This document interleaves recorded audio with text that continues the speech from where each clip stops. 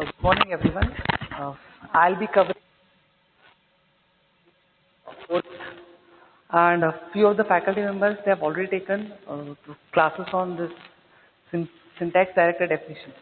Today, what I'll be doing is I'll be stressing more on syntax directed translation schemes.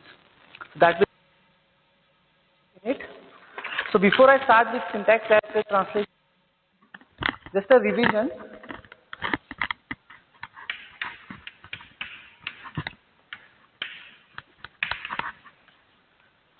Or we can say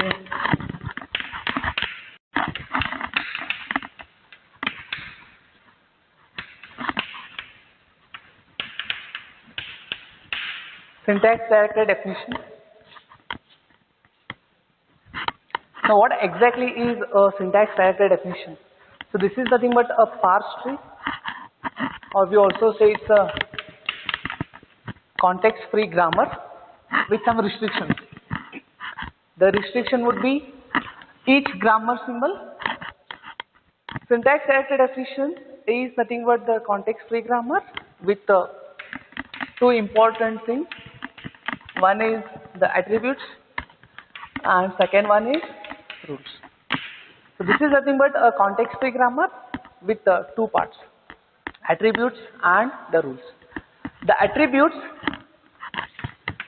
are related to the grammar symbols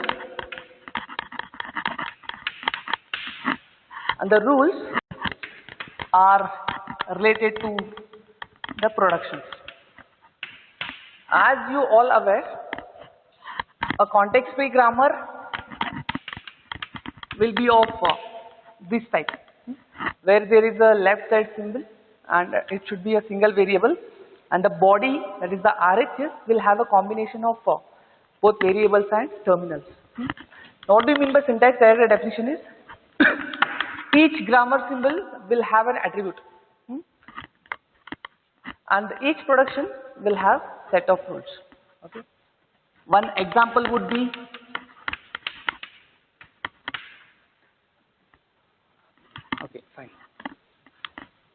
x dot e.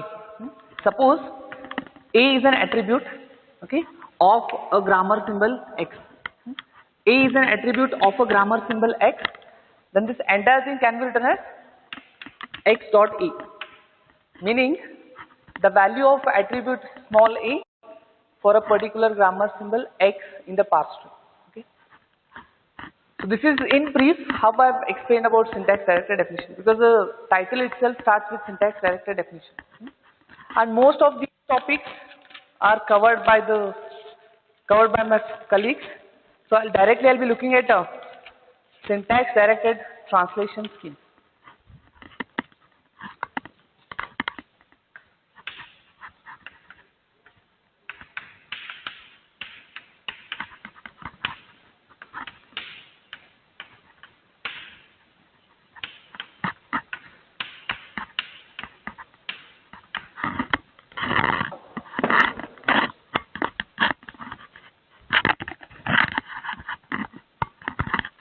Now what are these syntax directed translation schemes?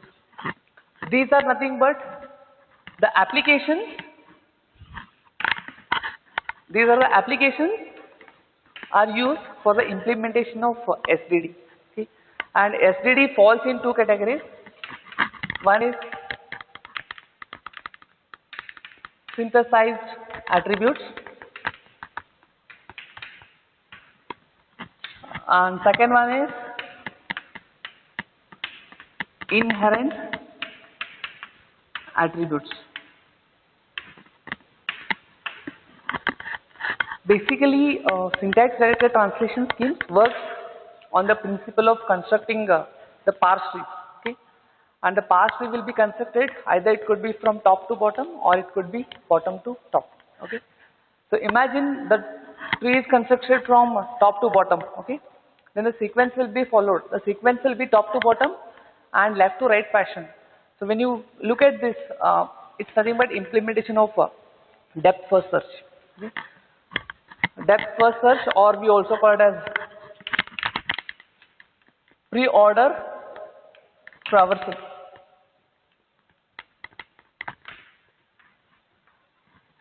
Now I'll explain what is synthesized attribute. Synthesized attribute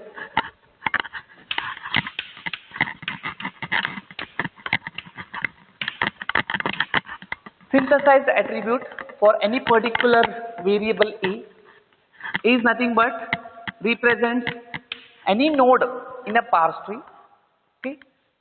Whereas inherent attribute for any particular variable A represents any node N, also it looks at its parent. Synthesized attribute for any variable E on a particular parse tree with node N is nothing but that node itself. Whereas in case of inherent attributes for any particular variable E, it refers to any node N, and it also deals with the parent. Very important thing is inherent in the sense parenting. This is the brief.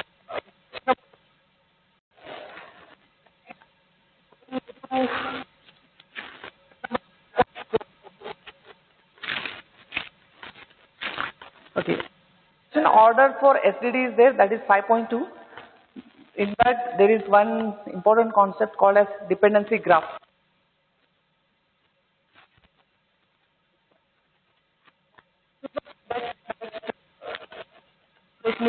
Covered by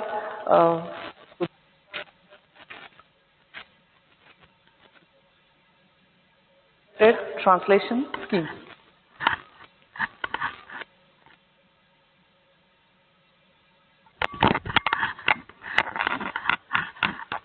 Okay. So as you all aware, syntax directed translation schemes are used for the implementation of syntax directed definition. Okay. So under this topic, the first part is postfix translation scheme.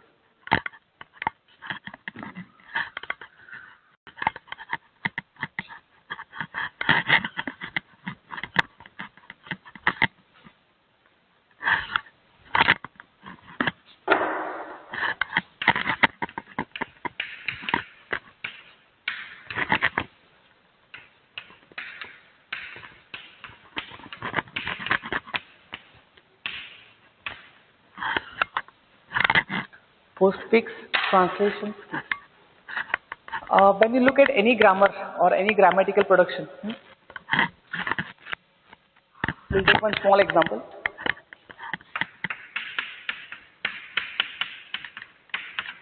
When we consider this production, that is E arrow E plus C, the meaning is E plus C will be given to E. Okay. Now, in case of syntax directed translation schemes or in case of syntax directed definitions, there are attributes as well as rules. Okay, but in case of syntax directed translation schemes, each production will have a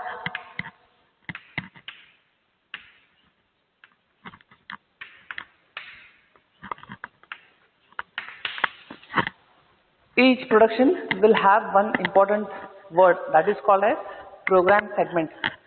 Program segment is nothing but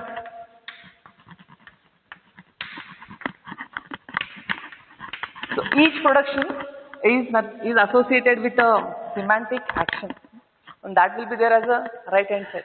So that will be present at the right hand side, and this semantic action will be included in flower brackets. Okay. One example I can give here. E is, so for identifying this E and with this E, what we can do, we can rename it. So E will be E1 plus E. E1 is nothing but E itself. Just to differentiate them, we are using E1. Okay. And the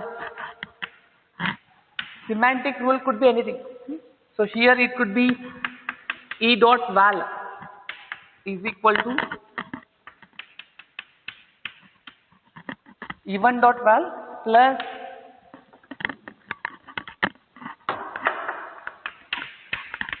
P dot val. The meaning of this is very simple. Val is nothing but the attribute of each grammar variable, and the result of these two will be stored in E dot val. So this is how the semantic rules can be written. This is for one example. Now what I'll do is I'll give a complete grammar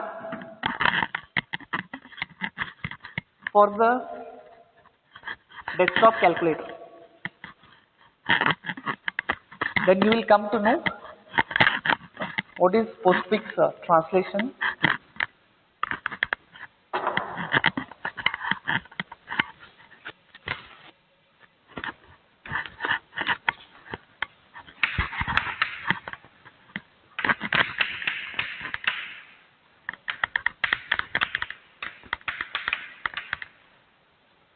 Or we can say print.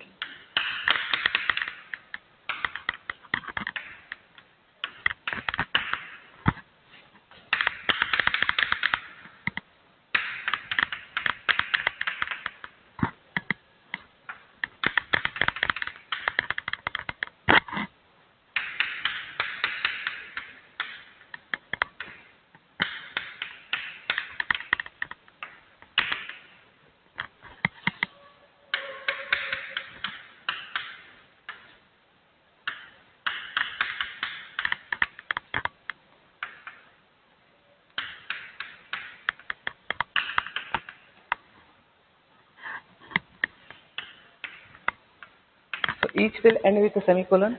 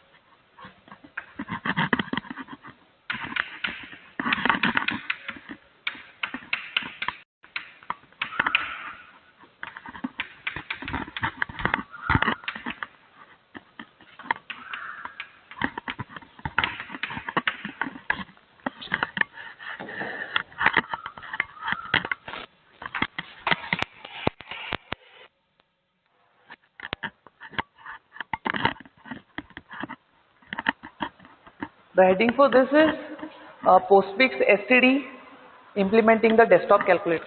Okay.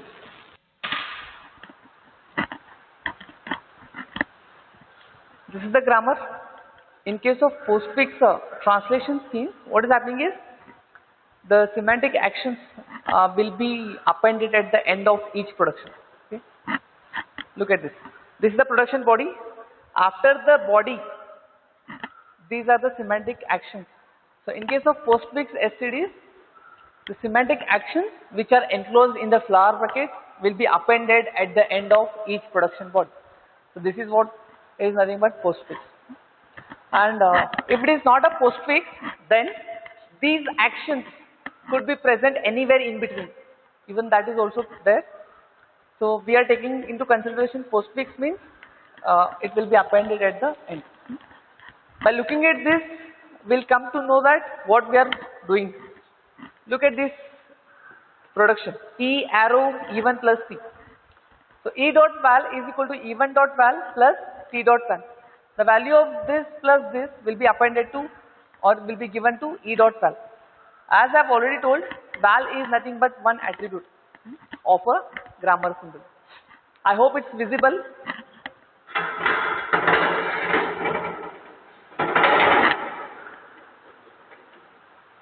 So rest all will be same. The only thing is f arrow digit. The value of f dot val would be digit dot lex val. Semicolon. Next, and for your syllabus, basically there are 3 topics.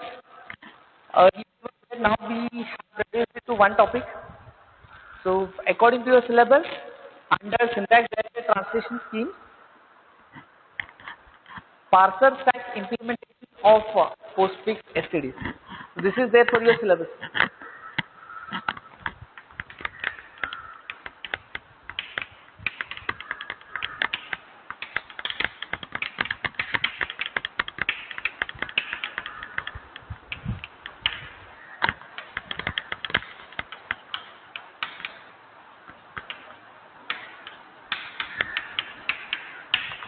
This topic, that is parser stack implementation of postfix STDs, is there as a part of syllabus. Now what we'll do is we'll see like how the stack will be used in order to perform this postfix translation scheme. Okay, we'll consider the same example, that is desk calculator, and we'll see the changes when I use stack. Okay, so we are doing parser stack implementation of postfix STDs. So under this scheme, I'll draw a general diagram. What are the contents of stack looks after adding one production.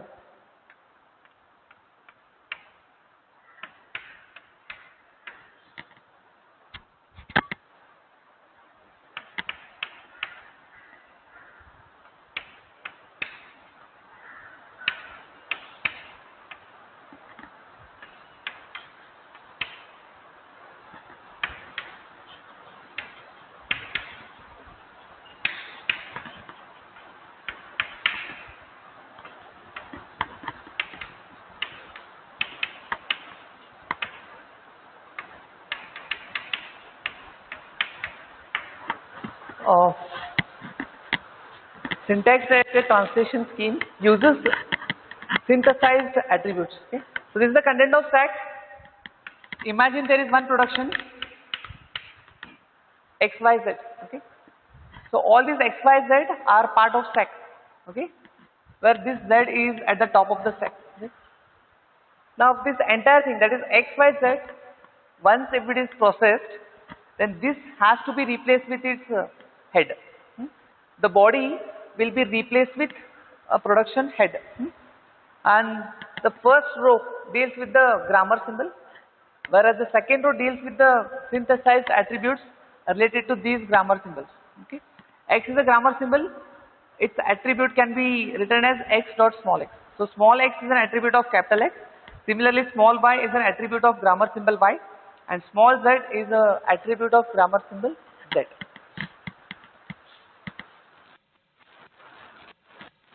Implementation of this using parser stack.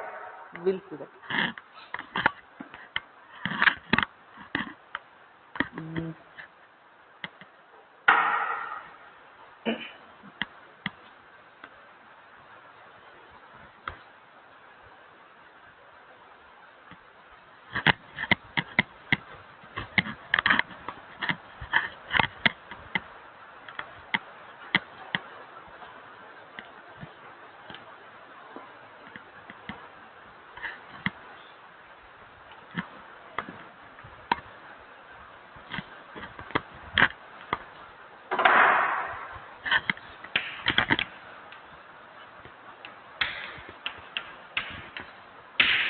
Productions will be same.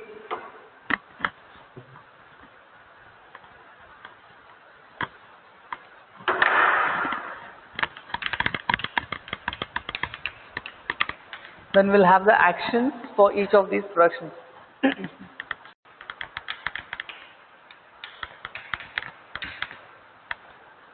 Or we say print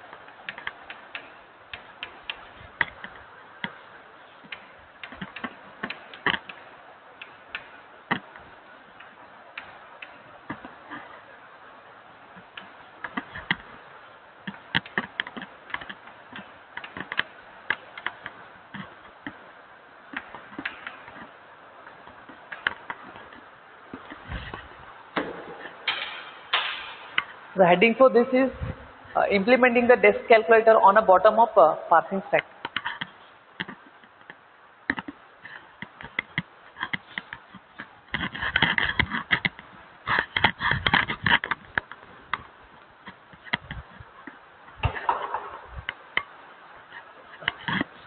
This actions part will tell about the content of stack, what happens when we process all these productions. Okay. In the first rule, I'll give the numbers for this.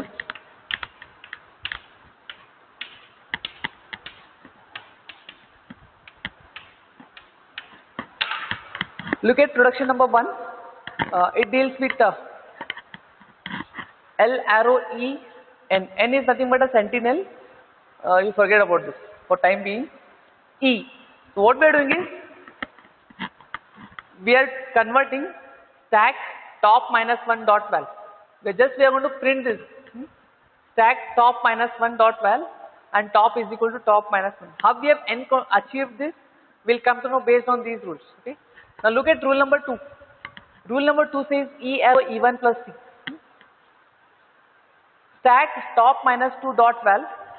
This is nothing but I am referring to variable E, and stack top minus 2 dot val, which refers to the variable E1, and plus stack top dot val is nothing but T. So initially T is there when I push all these three variables onto the stack, that is E1 plus and T. T is there on top of the stack. Then second symbol on top of the stack is, and that means below T is plus and below plus is E1. So when we represent it pictorially,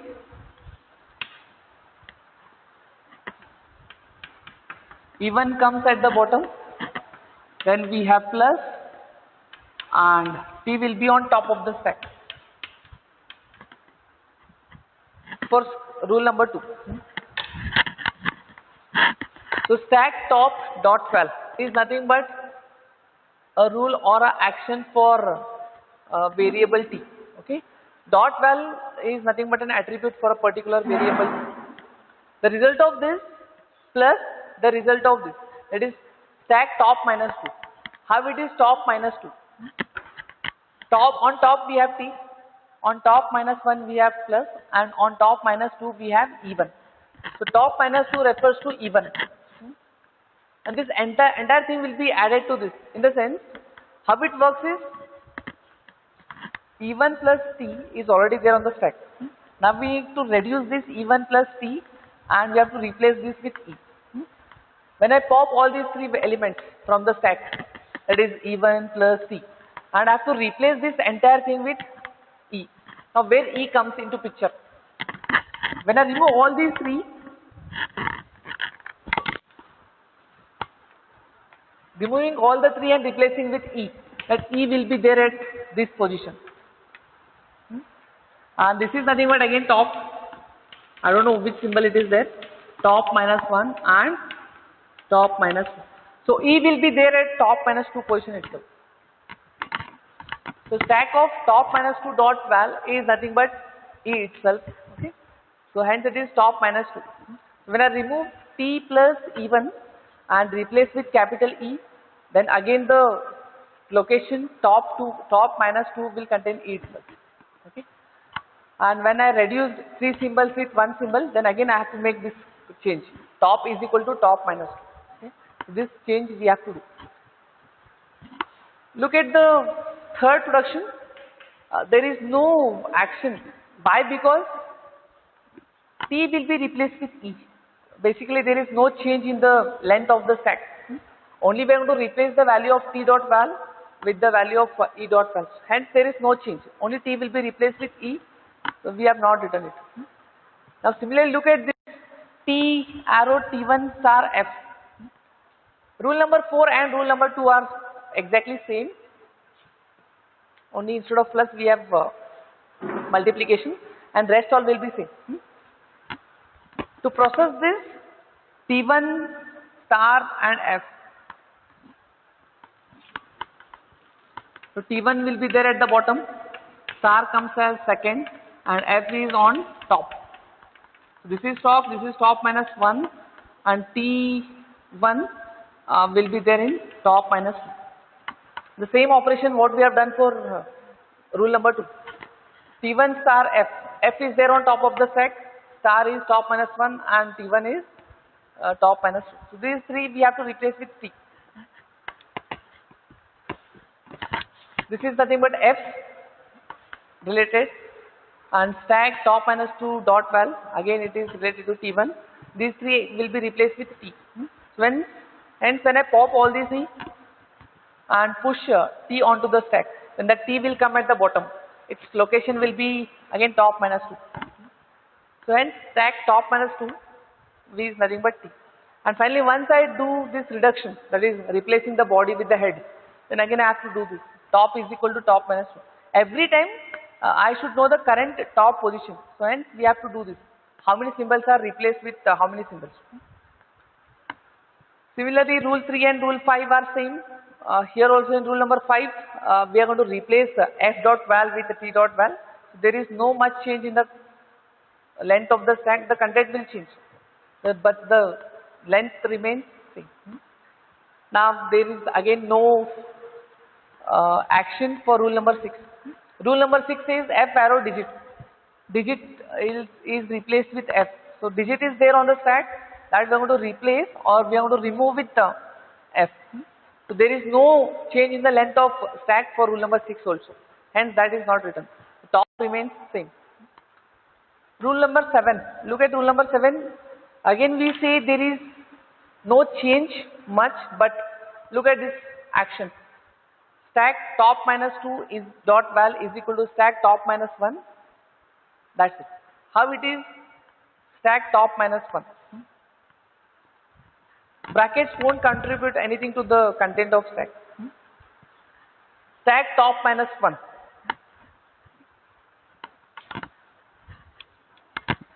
What we are doing is this bracket E or expression E we are going to replace with F. When I look at the content of stack, that E will come here.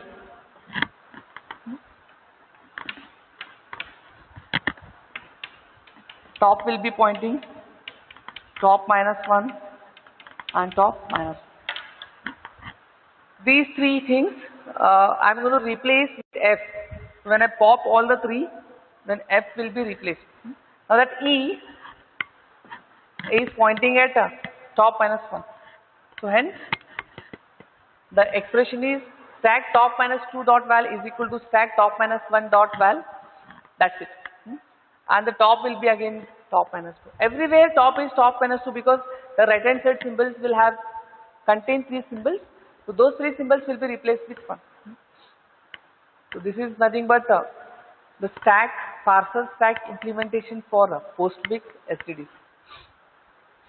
Then there is one topic STDs with actions inside productions. This is not there for your syllabus. You can see.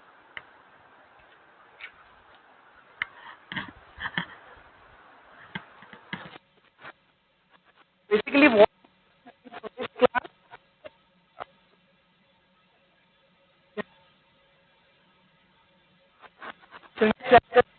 is nothing with 2 parts. One is attributes and second one is rules. Attributes related to grammar symbols, whereas the rules are nothing but related to the production. Okay. In brief, there are 2 attributes, inherited and synthesized. In synthesize attribute for any non-terminal, you consider in a parse tree, then it deals with that attribute itself. It won't go to its parent. But whereas in case of inherited attributes, it goes to with its parent also.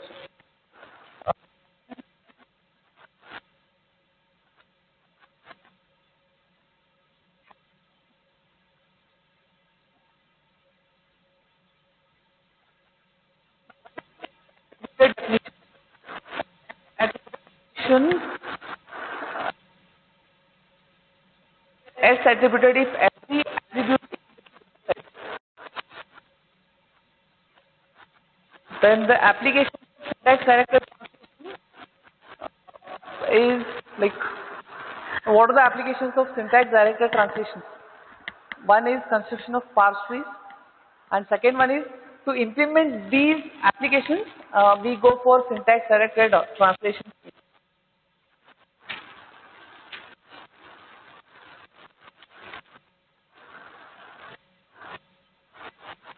Okay.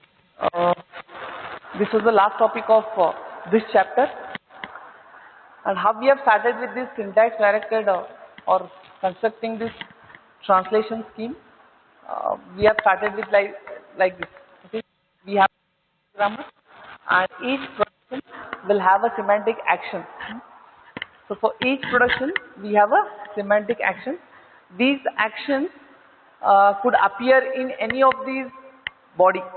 See, after E also that action may be present. After N also it will be present.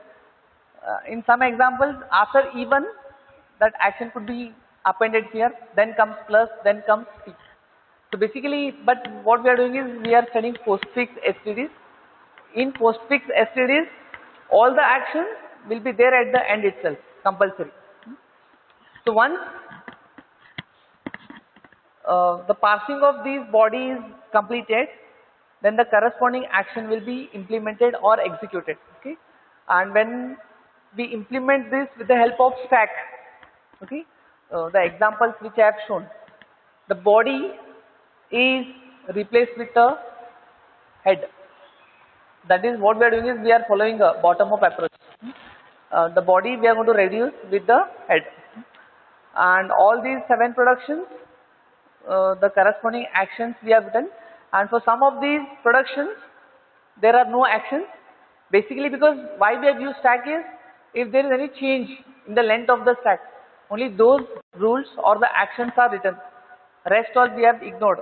Production 3 don't have any action, similarly production 5 as well as production 7, whereas we have actions for 1, for 2, for 4 as well as for 7.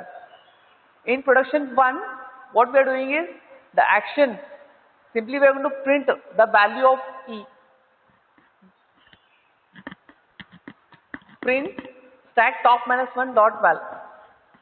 The value of this we are going to print. Whereas for rest all actions, we have done some analysis or some arithmetic operations we have performed. And always the top of the stack has to be adjusted properly for each production body. Somewhere we have written top is equal to top minus, almost all, everywhere we have written top is equal to top minus 2. Only in the first production we have done top is equal to top minus 1. And rest all self-explanatory.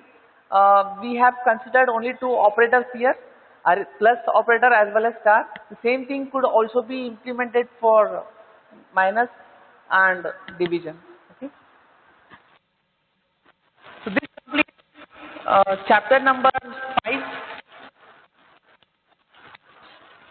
So the next class, I'll be covering the important concepts related to this. That is,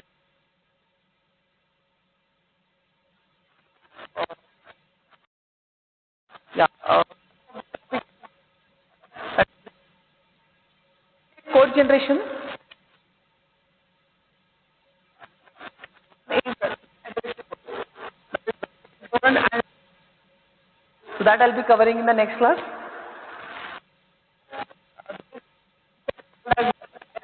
Like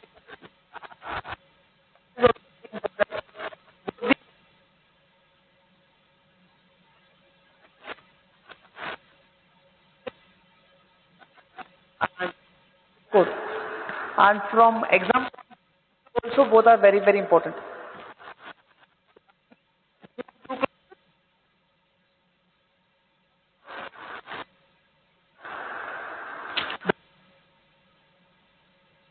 Generation. So still we have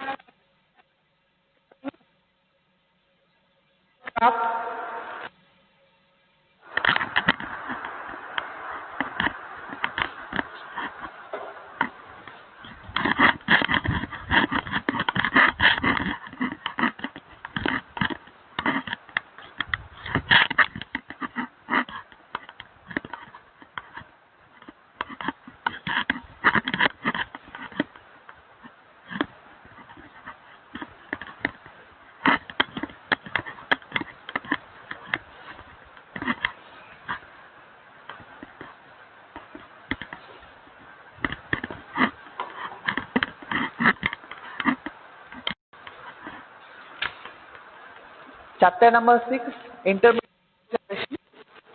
The first topic is of syntax trees.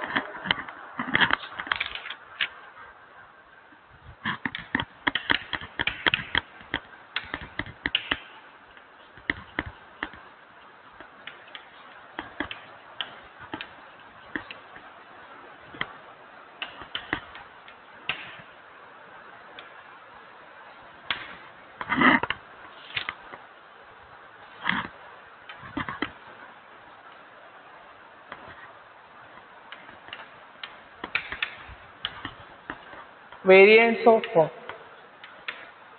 syntax trees. Under this, the first very important topic is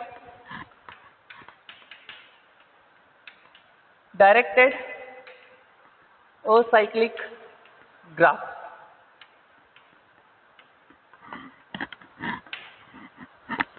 There are n number of variations for the syntax trees, but for our syllabus, we have only few. And under the first, that is directed acyclic graph. This is nothing but by looking at the definition, that is directed acyclic graph.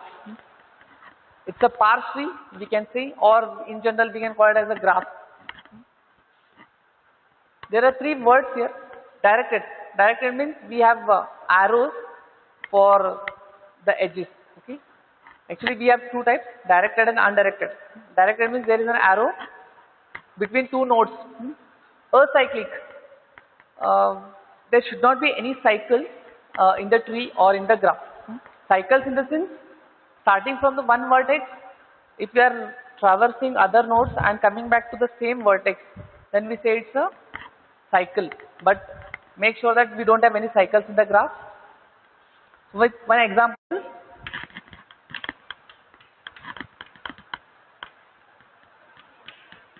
so we'll study it for directed acyclic graph for expressions. We'll take one small example and we'll see how the graph looks.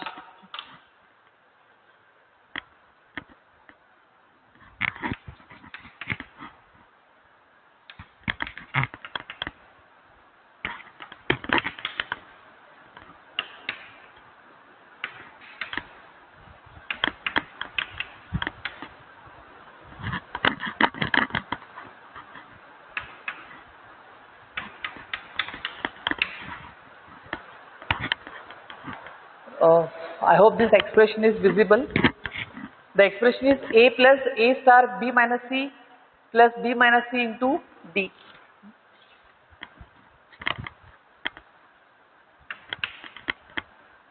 You can draw n number of graphs, but this is what is complicated. I mean, simple one, and which is compact also.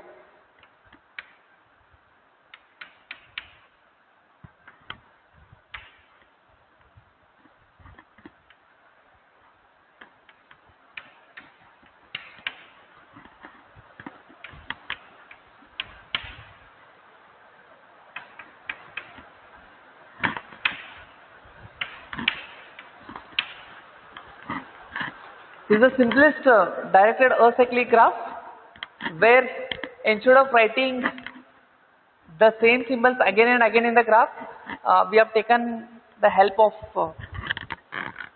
the variable which is already written. But when we go for trial and error method or any brute force approach, this would be different. It would be like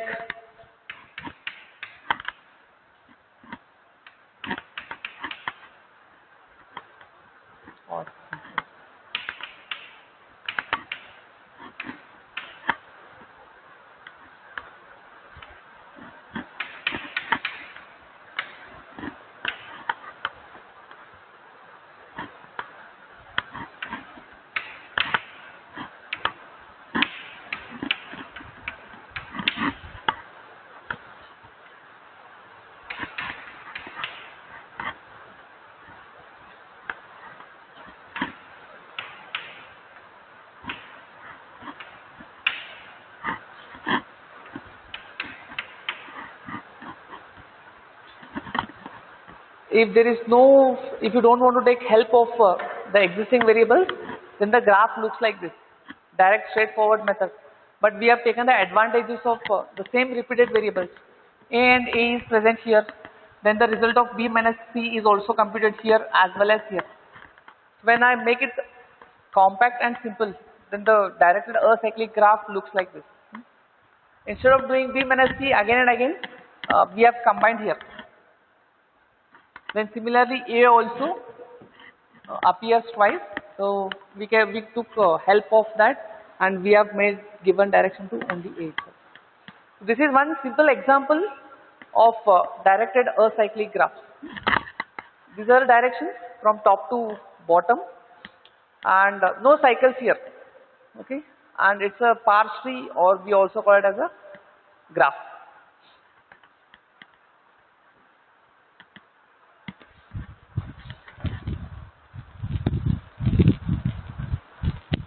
Okay,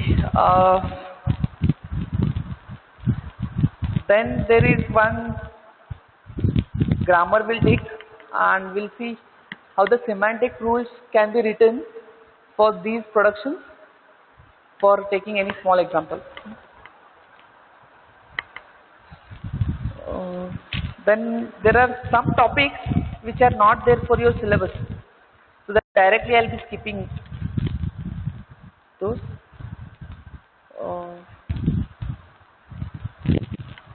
Okay, we'll take one more example. This is the actual version, I mean the basic version, but when you want to make it a compact one, and this is how the directed acyclic graph looks.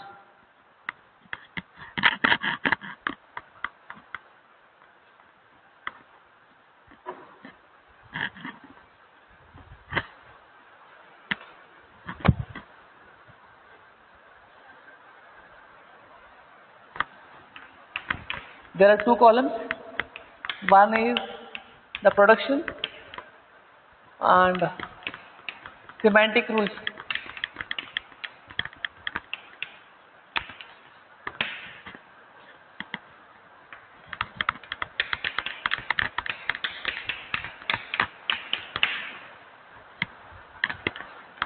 How the tree is constructed and how the nodes are created is based on the semantic rules.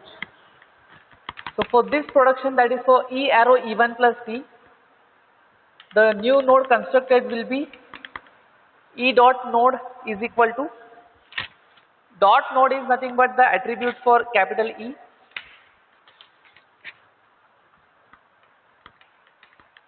Nif is a keyword which is used to create a node.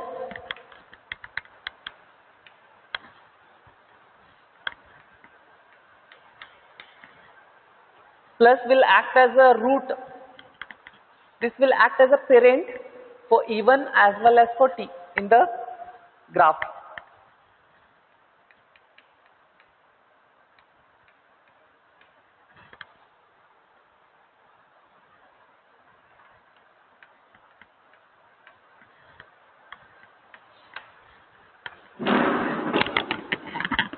One production.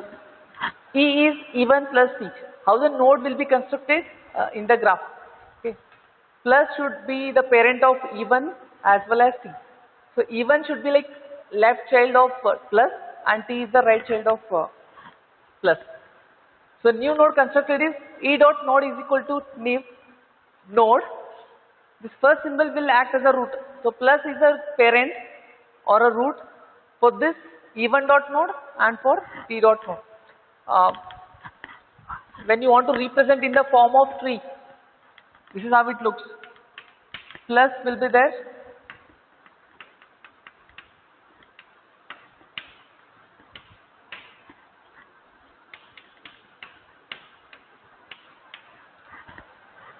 So E1 dot node and T dot node and plus will act as a parent. Similarly for other productions,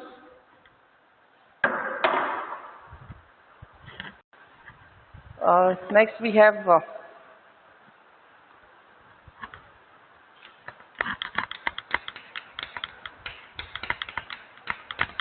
E is E1 minus T. Now for this, the semantic rule could be E dot node is equal to new node. Instead of plus now we have minus. E1 dot node comma T dot node.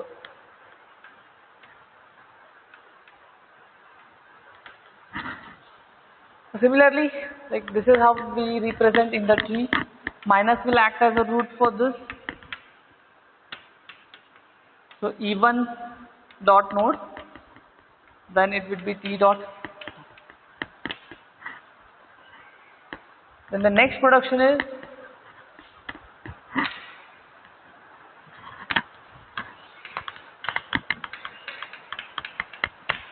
this is very simple. So the semantic rule is E dot node is equal to T dot node. Then we have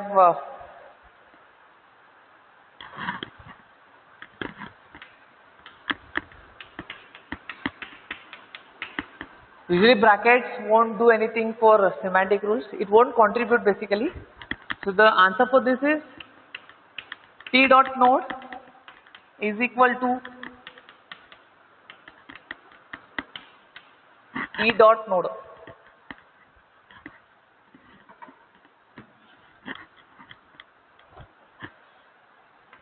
Rule number 5, we'll take it for, this is very important,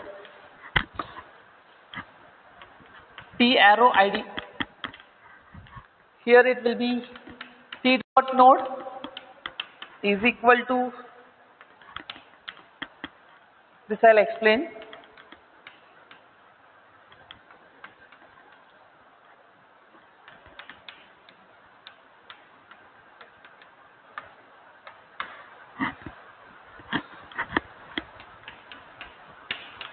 Since ID and num are the tokens, how do we construct semantic rules, or how do we handle semantic rules in case of tokens?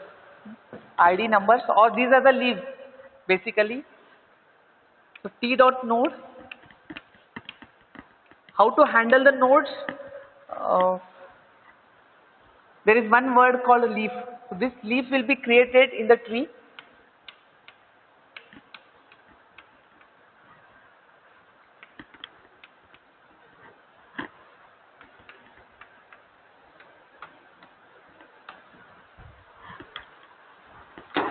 Rule number 5 and rule number 6.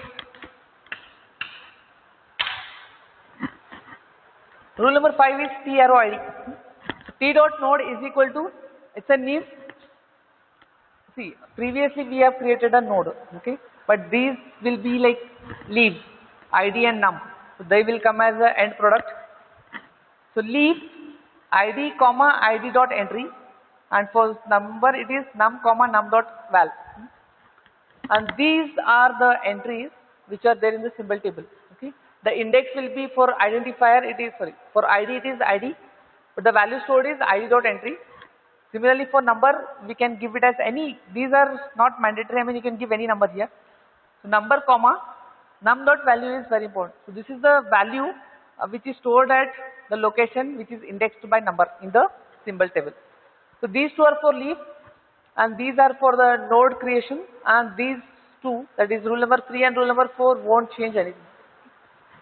And this is how the rules are created. Okay? The heading for this you can note it as syntax directed definition to produce syntax trees or directed acyclic graphs. Okay. So in the next class, we'll see the steps for constructing the directed acyclic graph for the same example. Okay. So next class we'll cover the steps for constructing DAG plus the very important concept of tree address code that we'll be covering in the next class.